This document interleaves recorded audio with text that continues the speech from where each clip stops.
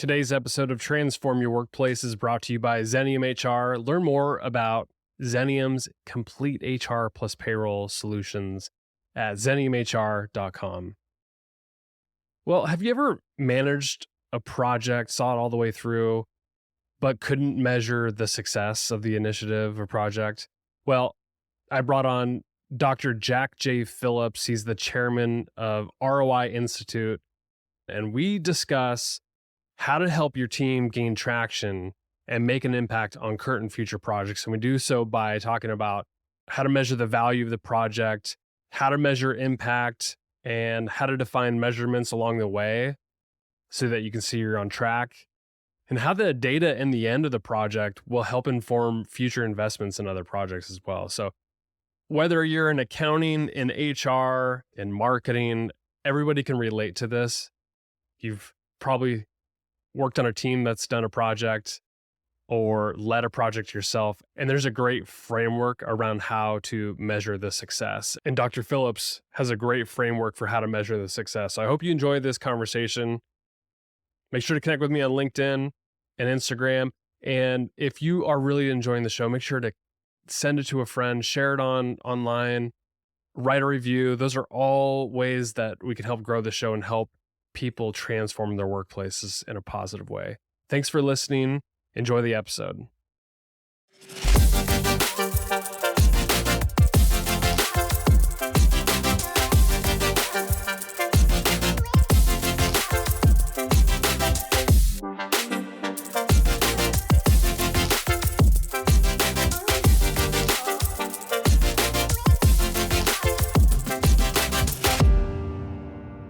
Jack, it's a pleasure to have you on Transform Your Workplace. Thanks for coming on the podcast. My pleasure. Good to be here.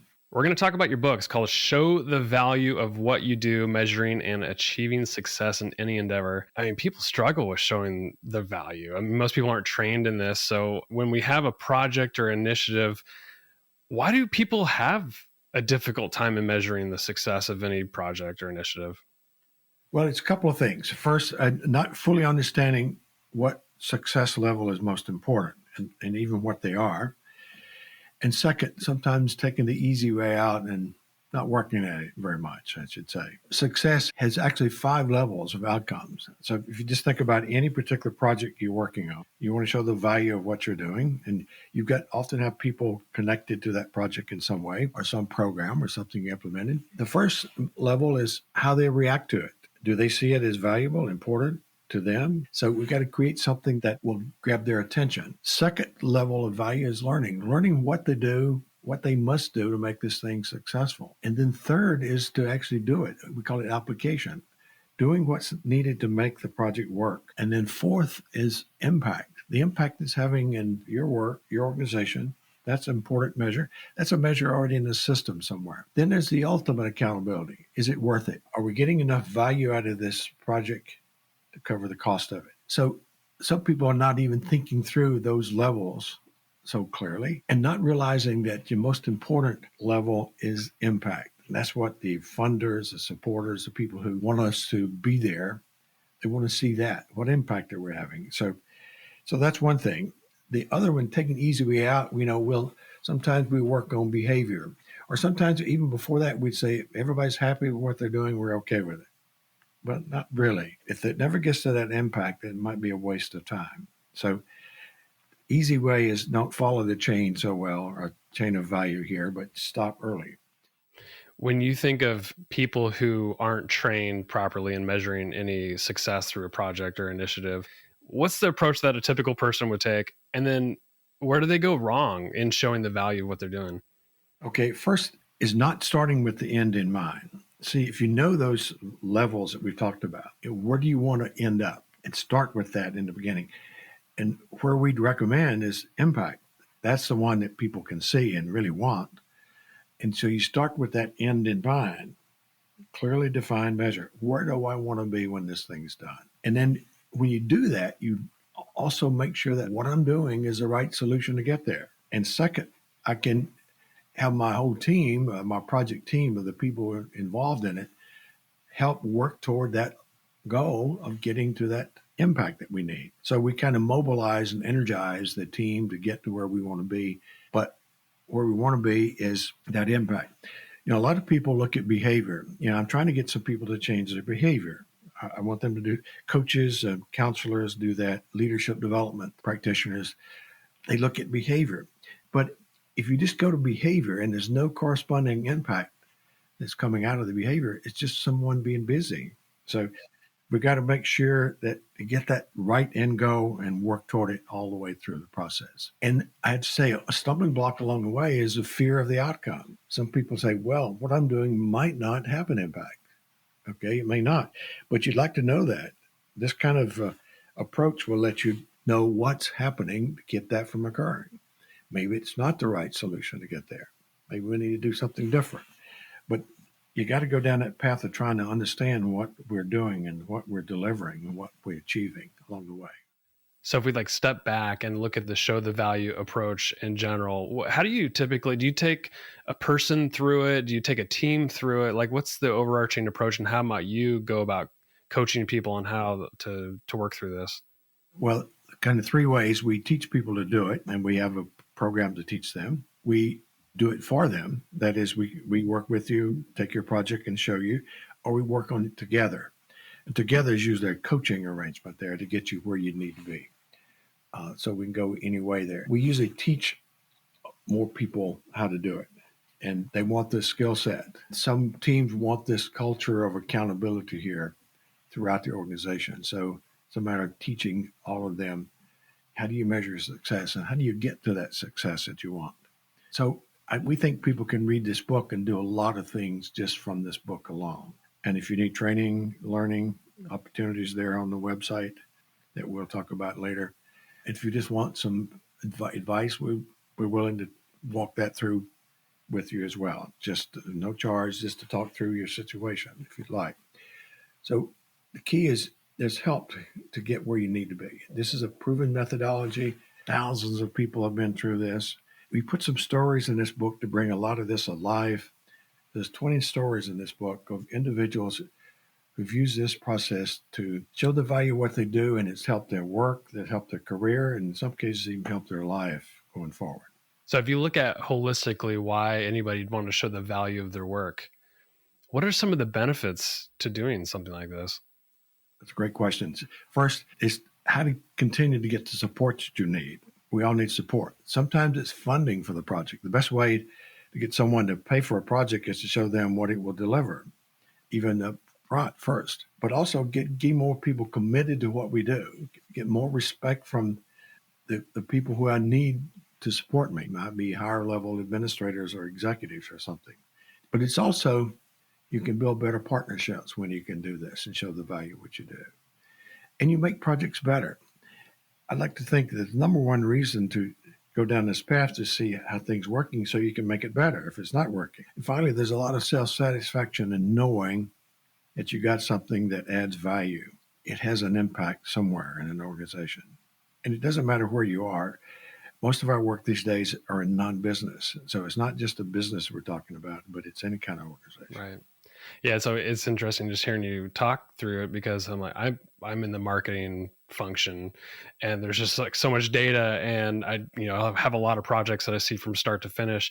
And I always think of like, if I can measure the success of any given thing that I'm doing, I might, if it turned out really well, I want to do more of that. And the company would want to fuel investment in what I'm doing because it's actually working versus if I'm not adding value or something didn't work, we might just say, it didn't work this time. Going to set that aside and not do it again. Is that kind of, am I thinking about it the right way? Yes, exactly. See, one of our books that gets into more detail is called ROI in Marketing, and it's just for those kinds of projects. And it helps you sort out the effects of one marketing campaign or one ad campaign from another, right down to the ROI. Are you getting enough out of this to make it worthwhile? That's the ultimate level on top of this thing. It's level 5 in our process.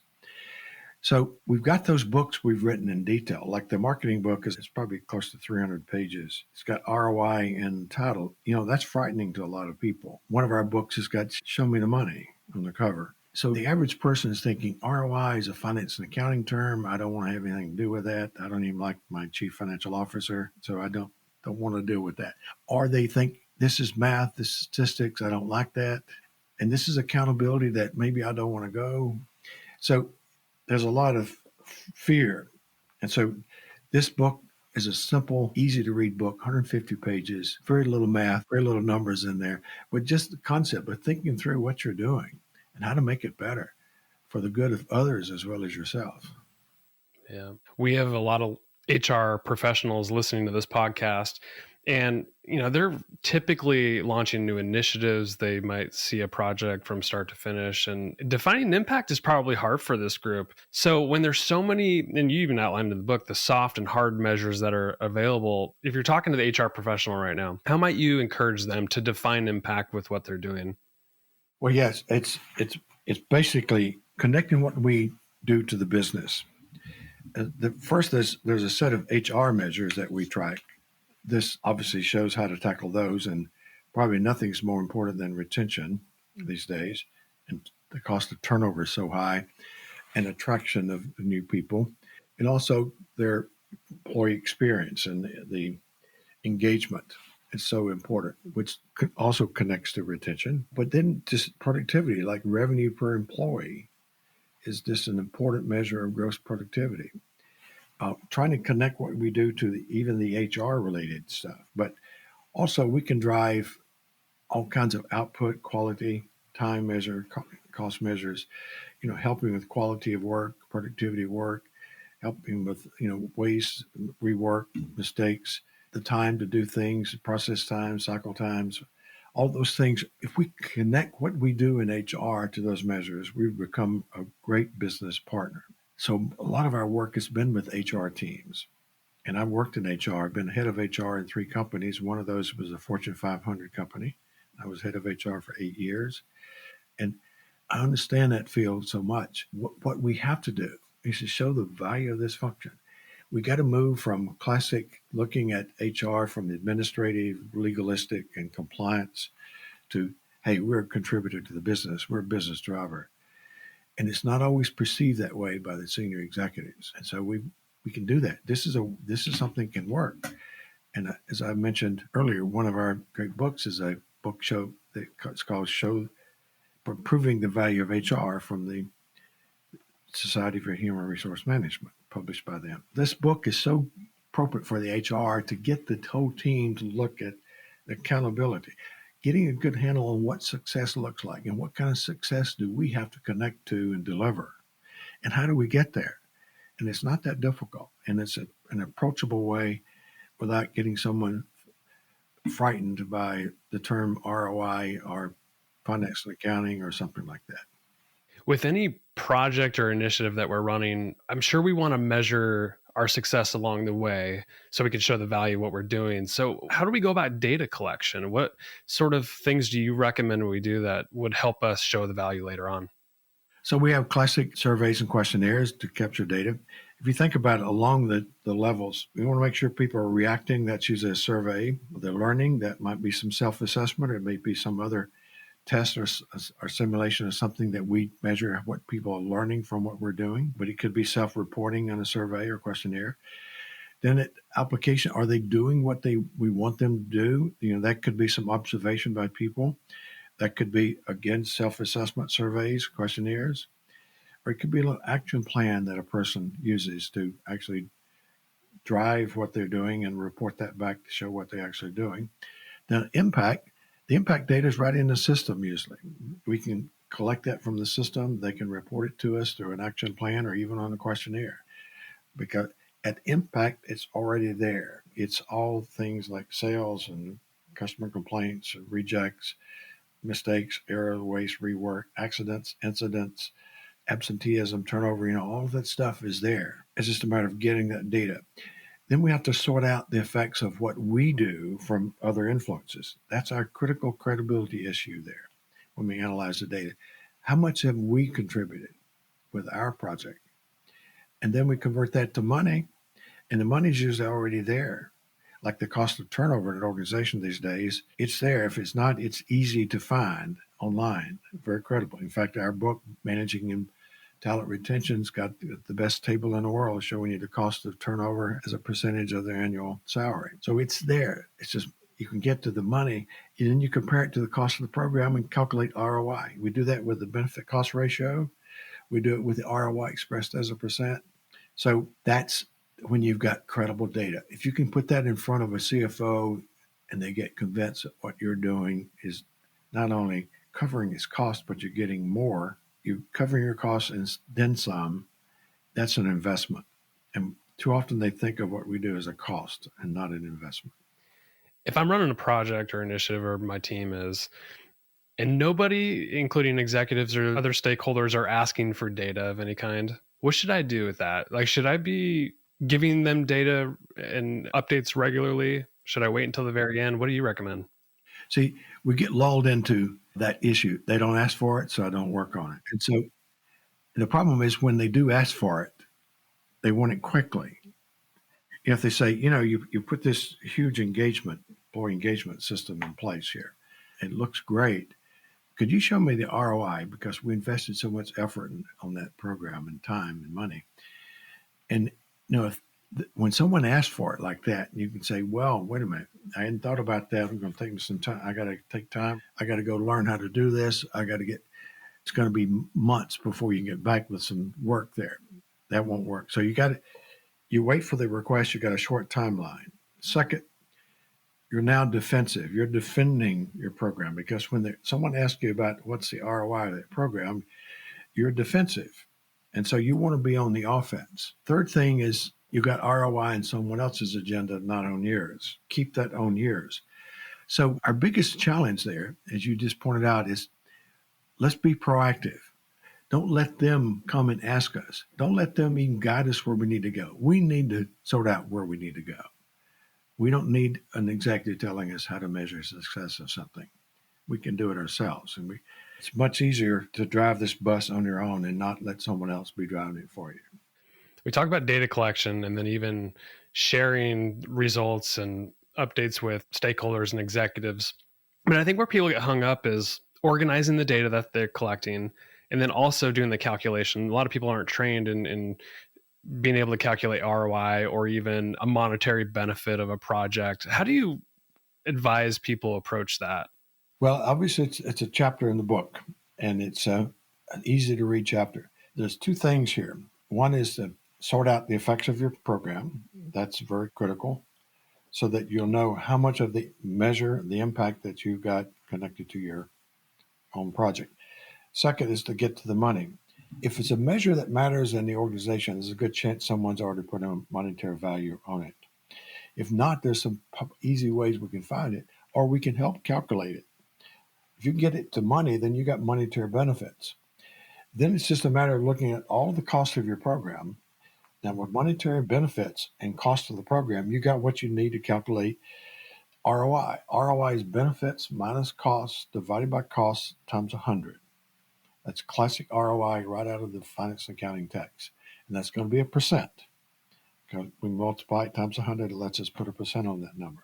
So, we see people have from the HR programs, 200-300% ROI. That's just amazing, but it's credible. That means if you had a 300% ROI from a program to reduce turnover, for example, that says for every dollar we invest in this program, we get our dollar back plus $3 more. That's powerful data there. You can get there. You can put it in terms that the executives often see and want to see about what we do. They think it's so soft and so nebulous and so vague that we can't do this. And one reason they haven't asked us is that they think we can't do it. So we can do it. We just need to get a jump start here and work on this. Don't wait for that. When you get to the end of a project and you're showing the value, and let's say we took all the steps that you recommended, we can show whether it's a cost or an investment. And then in the eyes of an executive, what are the consequences when it's A, a cost, or B, I can show that's an investment and there was a monetary benefit to this project or initiative that we ran? What are the outcomes there? Well, we got a lot of examples of that. So if they see it as a cost, they'll trim it, eliminate it, control it. And the two words that we saw during the pandemic was pause it and freeze it. Those are just nice ways of killing something. Now, the consequence of that is that we don't have good business partners out there. We don't have as much influence. We don't have as much support, and we're not getting enough budget. And so that's what happens when they think it's a cost. If they see it as an investment, they'll protect it, they'll enhance it, they'll support it. And you've got some great business partners because your partners now see that what you do contributes to the organization, and you get support, you get commitment, and you get money a lot easier now. So we've got to convince them that we are an investment. The best way to do that is to calculate the ROI of a major project using the same formula that's in the finance and accounting book. And that's what we have in this book. That just makes eyes light up. We've had so many of those presentations to executives that just are amazed at what we can do. Hey, we're about changing people's approach, attitudes, mindsets, behaviors, but it's all done for a purpose. That purpose is to get more performance out of the team, out of the organization. And we just link those things together, and we take that on through the analysis to show the value that it delivers. When we get to an end of a project, are we, and it's probably different for every organization, but generally, who are we communicating the results of the project to and showing the value? Is it just an executive team? Is it stakeholders? Is it the entire organization? What's your perspective on that? It's all of them. First, it's going to be usually an executive briefing for the senior team. When I was head of HR, what I would do is our major project, we were calculating all the way to ROI. My partner on my project was actually the CFO, and we'd take it to the senior executives and we'd take it to the board. Now, it's unusual to go to the board, but we've taken a lot of the projects that we've been involved with all the way to the board. If it's a major project, more than likely it's a C-suite executive who would like to see this. But we also have others. We want to give it to the rest of the HR team to make sure that they see the value we've done so that they can learn from that. We also want to go to those middle-level managers who often don't support what we do so well. And this is a way to get them on board more. But they may be all employees need this. It could be an article that we want to write for the company newsletter based on this particular program adding value. Just imagine if you had a program that was based on absenteeism and you had a perfect attendance program and you put that in place and it's working, and why not put that evaluation out there and say, look what this has done. Here's where we were with our unplanned absenteeism. We're now down to this number. And when you look at the cost of this versus the cost of this program, that was a good investment for all of us to see this thing work so well with an ROI of this much money. So sometimes they're general interest projects that might attract the attention of all employees, particularly if it's in safety and health area or problems that people see and they're aware of, and they see us doing something about it. There's two paths. Obviously, there's a monetary benefit where the company might see it as an investment, so they maintain it, enhance it, protect it. And then on the cost side of things, they'll, like you said, they'll freeze it or they'll reduce it. They'll try to eliminate it. But I think it's a good learning opportunity for the rest of the organization too, if you can publish it in some way, whether it's like, hey, we tried this, it didn't work, we made the mistakes here. How do you go about communicating that to the organization? And for the project leader, I'm sure that's a hard thing to communicate that, hey, it didn't work, but there's a lot to be learned for the rest of the organization. So how do you go about doing that? First, let's think about an existing program. And the program, maybe it's been in place for some time, and now we calculate the ROI and we see that it's not working so well. But we find out why. It's always there in front of us when we do this kind of study, and we make it better. See, it's usually not the content of the program that's the problem. It's not the nature of our project. It's usually something that broke down out there in the organization. It wasn't supported so well. Something wasn't done so well. But we see that. So it helps us now make it better. So now the headline is, here's a program we thought was adding business value, but it wasn't so well. But now it is with these changes. That's the good news. So it's a good thing that we've tackled it. By the way, usually if something's not working, a lot of people out there already know that it's not working. We may not know it's not working, but they do so often. So that's good to put it out there and say, it's not working so well, but now we got it corrected.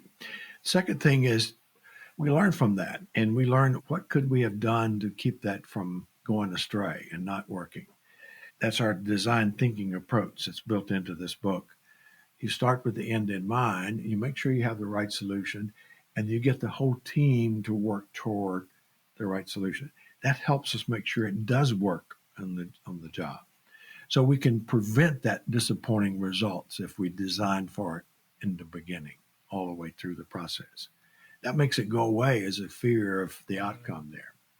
If you look back to why you wrote this book and all the other books that you've written in the past, like, why'd you go about giving away all this information? Like, what did you see? Was there a particular situation? Is it just time and time again you saw this people making the same mistakes? What was the impetus of this? Well, we first got into this because we were asked to do something like this many years ago, and we started working on it and got better at this and got better at this. And then we started helping others, and then we started teaching and writing books about this.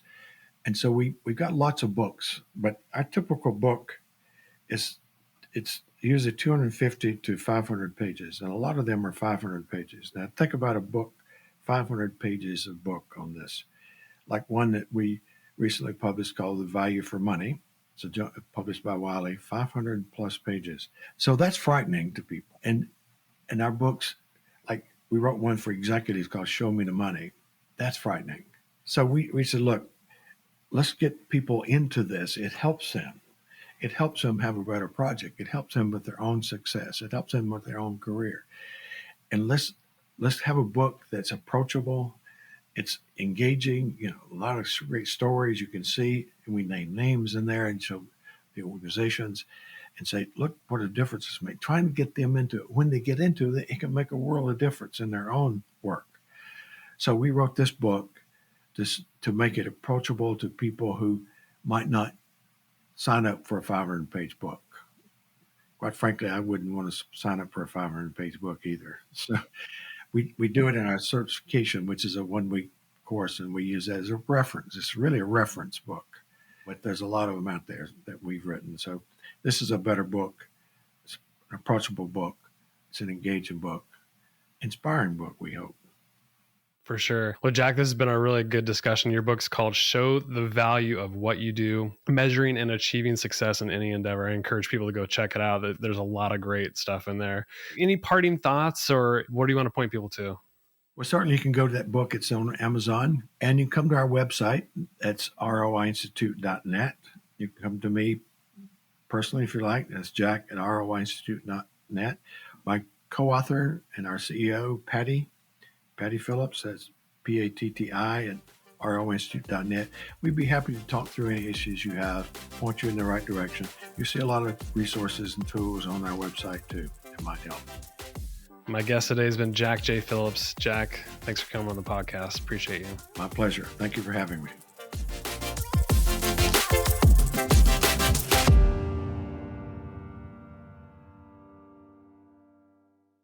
The views, thoughts, and opinions expressed are the guest's own and do not represent the views, thoughts, and opinions of Xenium HR or the host, Brandon Laws.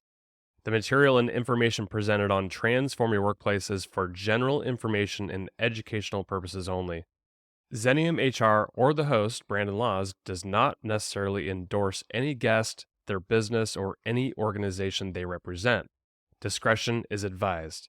Please work with a trusted advisor to find a custom approach that fits your organization's needs.